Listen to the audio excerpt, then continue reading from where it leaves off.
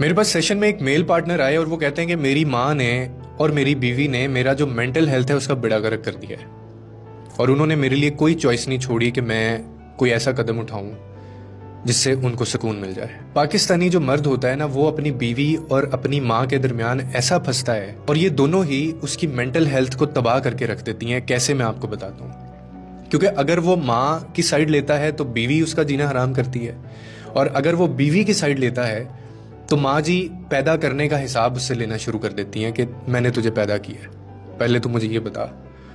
अब ये जो ट्रायंगल है ना, ये ठीक करना ऑलमोस्ट इम्पॉसिबल है, ये आप कभी ठीक नहीं कर पाएंगे। इसका सिर्फ एक सोल्यूशन है।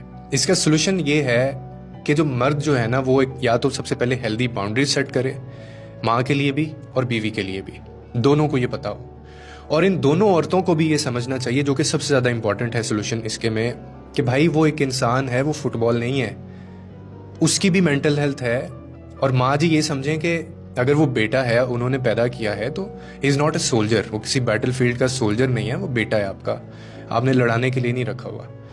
और जो बीवी साहिबा हैं, वो ये समझें कि वो हस्बैंड है, वो स्लेव नहीं है कोई इमोशनल मैनिपुलेशन का, तो वो भी उसके ऊपर थोड़ा सा हाथ हौला रखें। तो माँ और बीवी दोनों का काम है ये कि वो उस मर्द को एक बैलेंस दें, ना कि उनके लिए दोनों एक बैटल फील्ड क्रिएट करें। आप उसके रोल की रिस्पेक्ट करें, आप उसके लिमिट्स की रिस्पेक्ट करें, एंड ऑल्सो ह्यूमैनिटी की। वो भी इंसान है, उसकी मेंटल हेल्थ है, वरना वो दोनों से डिटैच हो जाएगा, या वो एक साइड चूज कर लेगा, दूसरी साइड से वो डिटैच हो जाएगा। और ये जनरेशन टू जनरेशन चीज़ें चलती हैं और ये कभी ठीक नहीं होती हैं। इसीलिए माँ की भी थेरेपी होनी चाहिए।